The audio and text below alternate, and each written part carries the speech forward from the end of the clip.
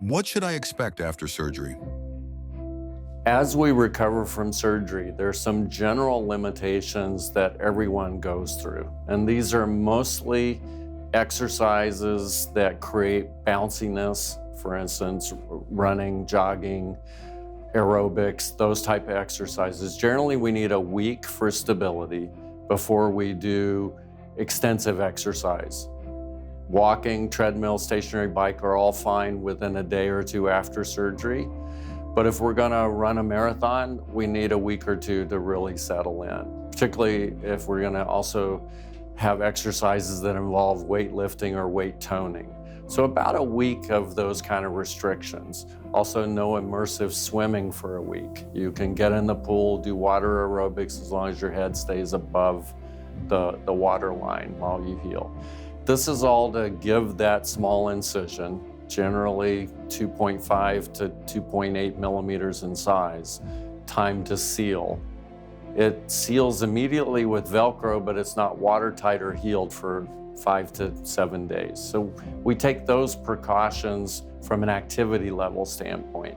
You can sleep normally, you can do routine life by and large. Driving really depends on, is this your first or second eye, and how much your glasses you need for driving. Because when we do that first eye, you're gonna be imbalanced.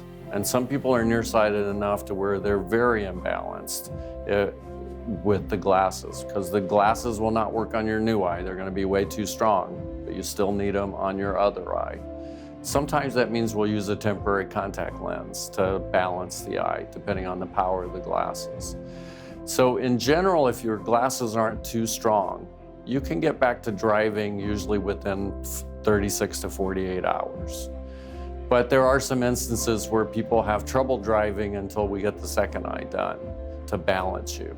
This can particularly be true driving at night. So we have to customize that schedule, but this is predictable based on your refraction before surgery. In general, when you don't need your glasses to walk around, you're gonna be able to drive relatively quickly.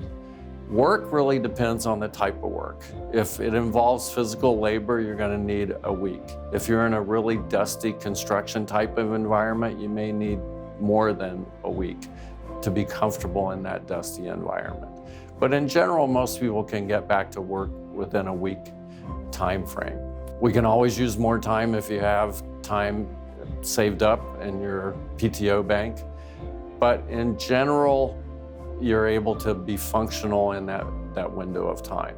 The hardest time for many people are in between the two eyes, because you have one new eye that's focusing very differently than the cataract and your other eye.